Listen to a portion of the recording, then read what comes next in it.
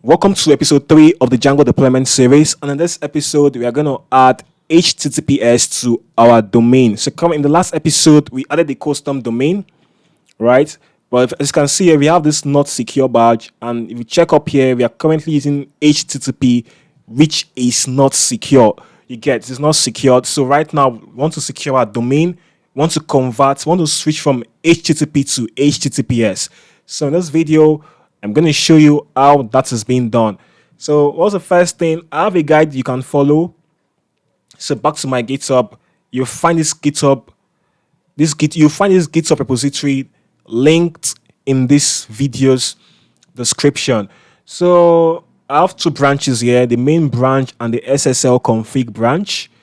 And in the SSL config branch, I have a file called SSL_readme.md. So open that file on GitHub. I have a detailed guide you can follow to configure HTTPS on your domain. You understand? For your Django projects you get. So follow me as I follow the guide. So I recommend, the guide is not long, it's not too long, it's a short guide. So I recommend you read through the guide so you get to understand what SSL is, what it does, right? But as for me, I will go straight to the point. So as for you, read the entire guide. It is not too long. You're going to gain some knowledge. You get. So, now I'm going to go over to the prerequisites. Very important. The very important part. So right now it says here, before installing SSL, make sure all of these are true. Currently, we've deployed our Django application with Gunicorn and Nginx, and you can see now our API can be reached through HTTP. You can see this is our API. We can reach it. We can get to our API through HTTP. It works. The aim is to add HTTPS, right? So this has been verified. If you try this, it will be verified. And now, okay, verified. We've done all this. Yeah, we've done all this. We've added this sudo UFW allow Nginx full. We did this in episode 1. So I recommend you read through this README file. Read through it. It's very important. For me, I'm going to just skim through it and do what is necessary for this video. So right now, step-by-step SSL setup. First thing first, SSH into your droplets. So let's go back into our droplets. Let's see if I'm still active there. I have to log in again.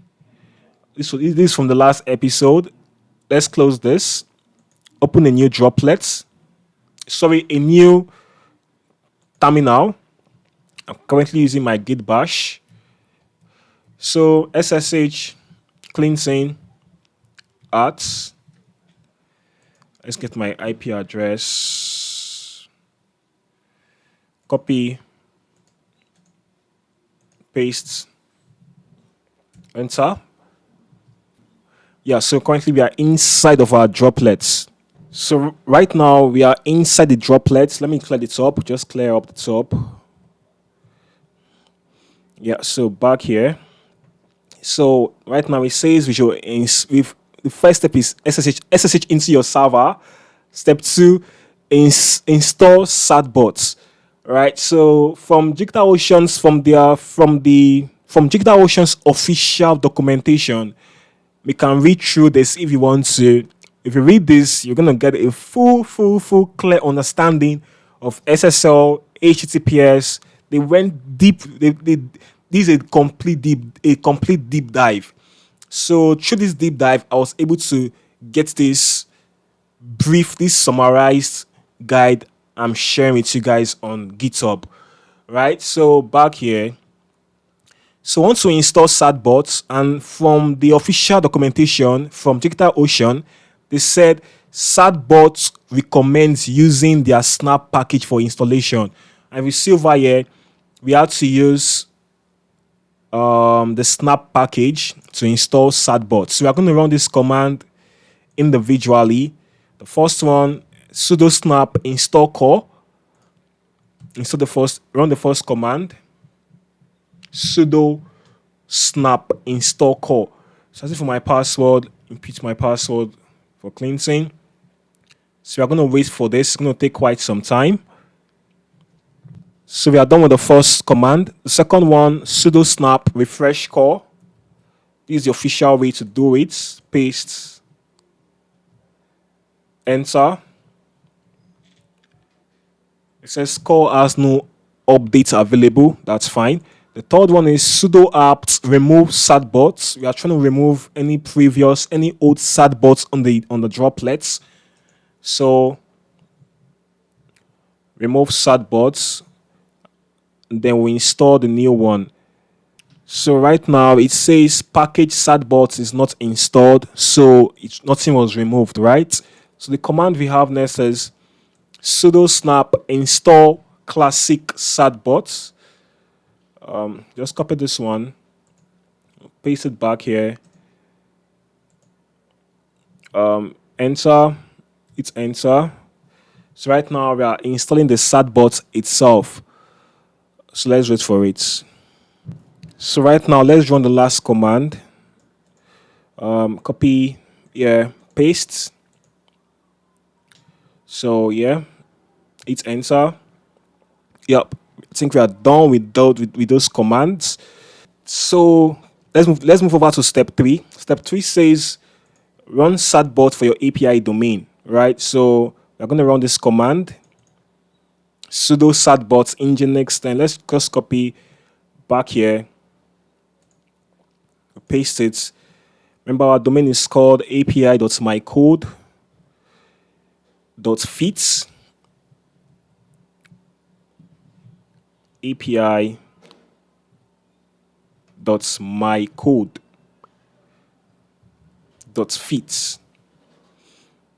api.mycode.fit. I'm just trying to make sure I'm not making any mistakes.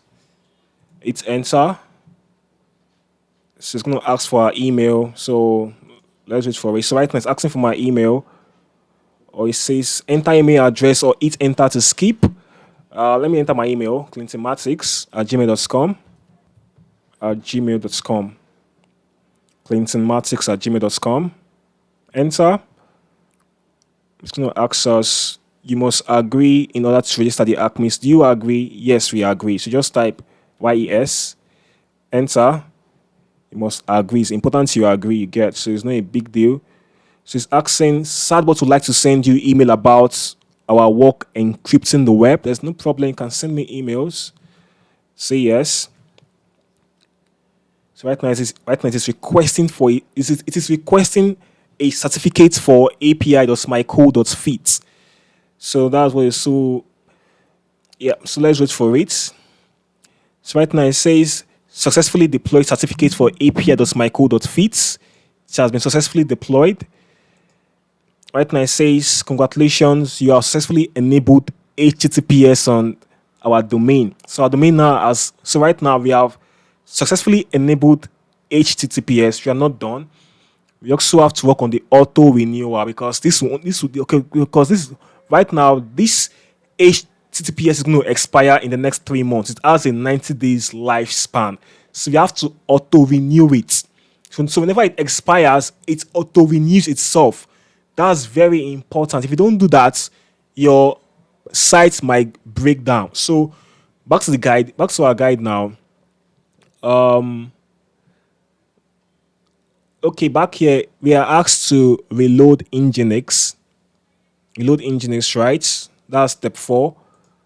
So let's copy the command and back to droplets. Paste the command. Let's reload Nginx. Enter. We've done that. So right now we are asked to verify if HTTPS is working. I didn't call that properly. HTTPS. So back here, let's refresh the page. Just back to your browser, refresh the page. Refresh. Let's see. Perfect. It is working. The not secure is gone. That's a sign. It's gone. So we're currently, now you can see it's now HTTPS from is working perfect. Let's remove the S and see if it works. It should always redirect to HTTPS. The not secure sign is gone. This padlock sign is a sign that it is secured. It is secured now. The not secure sign, it's gone. We've secured our domain, but we are not done. We have to work on the auto renewal. That's very important. So now we verify that it is working. You can see we have the lock icon. You should see the lock icon. We are seeing that up here. You can understand. And yeah, that's good. So let's work on the auto renewal. So we run this command. So if this succeed, your SSL will renew automatically forever. So let's run this command now, and then I think we're done. It's quite easy, right? So hit enter. Sudo certbot renew dry run. Let's hope it's run successfully. It's processing. Account registered. It is simulating renewal of an existing certificate. Let's wait for it. Congratulations, all simulated renewals succeeded. So right now, our SSL, the HTTPS will always renew automatically by itself forever. Right, so that's done. I think we are done. We can check installed certificates. We can check that. Sweet, let's just check it. Let's see what it looks like. Paste this command. So as I said before, the guide is going to be linked in this video's description, so you can check it out by yourself. Let's see. Yeah, we have these values here. You can check it. Valid for 89 days. You can see it says valid for 89 days. Right. So with that auto renewal we did there, it's always going to auto renew by itself. That's good. Yeah, so we are done now. You can decide to read this other information to get a full understanding. Yep. So what's the next step? So the next step is going to be the next episode. In the next episode, we are going to work on automating our deployment, whereby if you make a change on your development environment, if you add a new feature on your backend on your code, whenever you push to GitHub, it automatically updates the droplets. Your code automatically gets updated on the droplets. So we are going to do that with GitHub, with Git actions in the next episode. So I think we are making some progress. We've configured now, our backend is now secured. Right? So see you in the next episode.